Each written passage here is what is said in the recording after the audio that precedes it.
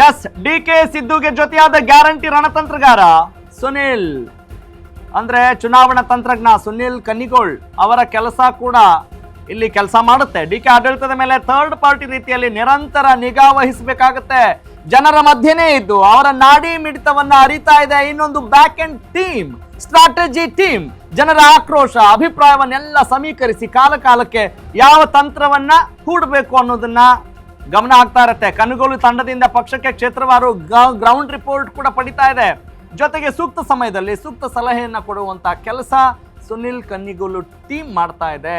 ಪುನಃ ಅಧಿಕಾರಕ್ಕೆ ಇರುವಂತಹ ಗುರಿಯನ್ನ ಇಟ್ಕೊಂಡಿರ್ತಾರೆ. 2023ರಲ್ಲಿ ಗ್ಯಾರಂಟಿಗಳ ಪ್ಲಾನ್ ಕೊಟ್ಟಿದ್ದೆ ಸ್ಟ್ರಾಟಜಿಸ್ಟ್ ಈ ಸುನಿಲ್ ಕನ್ನಿಗೋಲ್. 2028ಕ್ಕೆ ಗ್ಯಾರಂಟಿ ಮೀರಿಸುವಂತ ಸ್ಟ್ರಾಟಜಿ ಮಾಡೋಕೆ ಕನ್ನಿಗೋಲು ಸಜ್ಜಾಗ್ತಾ ಇದ್ದಾರೆ. ಅಫ್ಕೋರ್ಸ್ ಬೇಕೇ ಬೇಕಾಗುತ್ತೆ, ತಂತ್ರಗಾರಿಕೆ ಬೇಕೇ ಬೇಕಾಗುತ್ತೆ, ಚಾಣಾಕ್ಷರು ಬೇಕೇ ಬೇಕಾಗುತ್ತೆ. ಯಾರೇ ಬ್ಯಾಟಿಂಗ್ ಮಾಡ್ತಾ ಇದ್ರು ಕೂಡ ಬೌಲಿಂಗ್ ಮಾಡ್ತಾ ಇದ್ರು ಅವ್ರಿಗೊಬ್ಬ ಕೋಚ್ ಅಂತ ಇದ್ದೇ ಇರ್ತಾರೆ.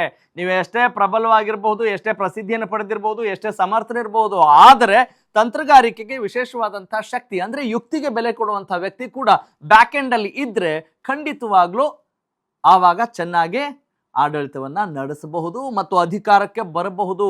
ಜನಮಾನಸದಲ್ಲಿ ಅಚ್ಚಳಿಯದೆ ಕೂರ್ಬೇಕು ಅಂತ ಹೇಳಿದ್ರೆ ನಾವು ಏನ್ರಿ ಮಾಡಬೇಕು? He is the fellow, this is the fellow. Yes, Sunil Kanugolu ಅಂದರೆ ತಂತ್ರಗಾರಿಕೆ ನಿಮ್ಗೆ ಗೊತ್ತಿರುತ್ತೆ. ಸುನಿಲ್ ಕನ್ನಿಗೋಲ್ ಪ್ರಶಾಂತ್ ಭೂಷಣ್ ಅವರ ಟೀಮಲ್ಲೂ ಕೂಡ ಇದ್ದಂಥವ್ರು. ಹೀಗಾಗಿ ಪ್ಲಾನಿಂಗ್ ತುಂಬ ಇಂಪಾರ್ಟೆಂಟ್ ಆಗುತ್ತೆ. ಸುಮ್ಮನೆ ಹೇಗೆ ಬೇಕಾದಾಗ ಎಕ್ಸಿಕ್ಯೂಟ್ ಮಾಡೋಕ್ಕಾಗತ್ತಾ? ಇಲ್ಲ, ಖಂಡಿತ ಆಗಲ್ಲ. ಆ ಕಾರಣಕ್ಕಾಗಿ ಎಕ್ಸಿಕ್ಯೂಷನ್ ಇಸ್ ವೆರಿ ಇಂಪಾರ್ಟೆಂಟ್.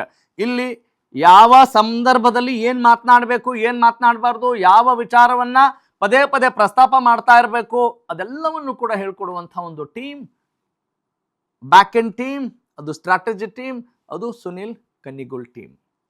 ಹೀಗಾಗಿ ಕಾಂಗ್ರೆಸ್ ಇಲ್ಲಿ ದೊಡ್ಡ ಮಟ್ಟದ ಗೆಲುವನ್ನು ಸಾಧಿಸಬೇಕು ಅಂತ ಹೇಳಿದರೆ ಏನೆಲ್ಲ ಇದೆ, ವಾಸ್ತವದಲ್ಲಿ ಏನಿದೆ, ಹಿಂದೆ ಏನಿತ್ತು, ಯಾವ ಕ್ಷೇತ್ರದಲ್ಲಿ ಜನರಿಗೀಗ ನಿಜಕ್ಕೂ ಕೂಡ ಬೇಜಾರಾಗಿದೆ, ಖುಷಿ ಇದೆ, ಎಲ್ಲವನ್ನು ಕೂಡ ಸೂಕ್ಷ್ಮವಾಗಿ ಗಮನಿಸುವಂಥ ಕೆಲಸ ಮಾಡಬೇಕಾಗತ್ತೆ.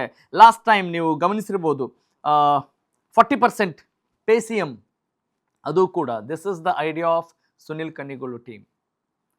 ಅಂದರೆ ಪ್ರತಿ ಕ್ಷಣದಲ್ಲೂ ಆ ಸಂದರ್ಭದಲ್ಲಿ ಬಳಸ್ಕೊಳ್ಬೇಕಲ್ಲ, ಅದನ್ನು ಆ ಕೆಲಸವನ್ನು ಇಲ್ಲಿ ಮಾಡಲಾಗ್ತಾ ಇರುತ್ತೆ.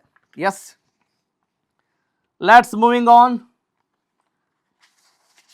To the third graphics. Yes, ಮುಂದಿನ ಗ್ರಾಫಿಕ್ಸ್ ನೋಡ್ತಾ ಹೋಗೋಣ. ಸಿದ್ದು ಮಾಸ್ ಲೀಡರ್ ಇಮೇಜ್ ಕುಂದದಂತೆ ನೋಡ್ಕೊಳ್ಳೋದು ಇಲ್ಲಿ ಸ್ಟ್ರಾಟಜಿಗಳಲ್ಲಿ ಒಂದಾಗಿದೆ.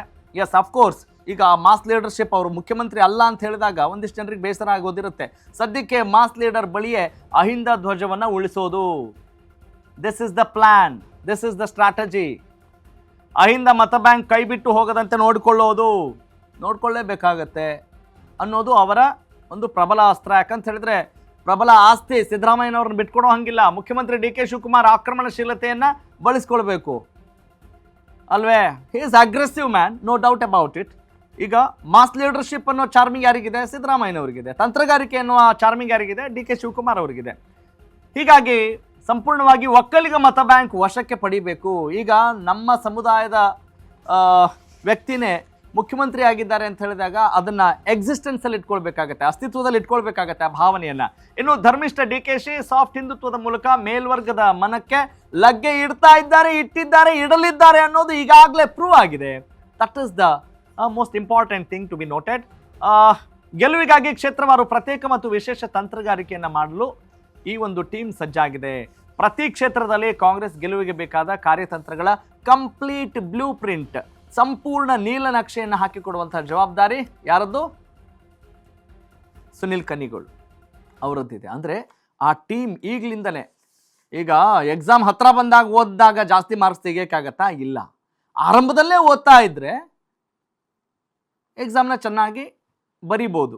ನೀವು ನೋಡ್ಬೋದು 10th ಎಕ್ಸಾಮ್ ಚೆನ್ನಾಗಿ ಆಗಬೇಕು ಅಂತ ಹೇಳಿ, ಪಬ್ಲಿಕ್ ಎಕ್ಸಾಮ್ ಅಪ್ಪ, ಬೋರ್ಡ್ ಎಕ್ಸಾಮು ಚೆನ್ನಾಗಿ ಓದಬೇಕು ಅಂತ ಹೇಳಿ 9th ಎಕ್ಸಾಮ್ ಮುಗಿತಾ ಇದ್ದಂಗೆ ಆ ರಜೆಯಲ್ಲಿ ಮಕ್ಕಳಿಗೆ ಆಟ ಆಡೋಕ್ಕೂ ಬಿಡಲ್ಲ ಕೆಲವೊಂದು ಸ್ಕೂಲ್ಗಳಲ್ಲಿ. ಅಂದರೆ ತಯಾರಿ ಮಾಡಿರ್ತಾರೆ ಪ್ರೊಡಕ್ಟಿವ್ ಆಗಿ. ಹಾಗಾಗಿ ಒಂದು ಪ್ಲ್ಯಾನ್ನ ಇಲ್ಲಿ ಎಕ್ಸಿಕ್ಯೂಟ್ ಮಾಡಬೇಕು ಅಂತ ಹೇಳಿದರೆ ಇಲ್ಲಿ ಈ ಸ್ಟ್ರಾಟಜಿಗಳು ತುಂಬ ಇಂಪಾರ್ಟೆಂಟ್ ಆಗುತ್ತವೆ. ಹೀಗಾಗಿ ಟಾಪ್ ಸ್ಟೋರಿ 1 ಅದರ ಸಂಪೂರ್ಣ ಸಾರಾಂಶ ಏನು? ಸಿದ್ದರಾಮಯ್ಯ ಪ್ರಬಲ ಆಸ್ತಿ, ಅಹಿಂದ ಮತ ಬ್ಯಾಂಕ್ ಉಳಿಸ್ಕೊಳ್ಬೇಕು, ಮತ್ತು ಸಿದ್ದರಾಮಯ್ಯನವರ ಆ ಮಾಸ್ ಲೀಡರ್ಶಿಪ್ ಚಾಪನ್ನು ಉಳಿಸ್ಕೊಳ್ಬೇಕು. ಡಿ ಕೆ ಶಿವಕುಮಾರ್ ಅವರ ಒಂದು ತಂತ್ರಗಾರಿಕೆನ ಉಳಿಸ್ಕೊಳ್ಬೇಕು, ಅಗ್ರೆಸಿವ್ನ ಉಳಿಸ್ಕೊಳ್ಬೇಕು.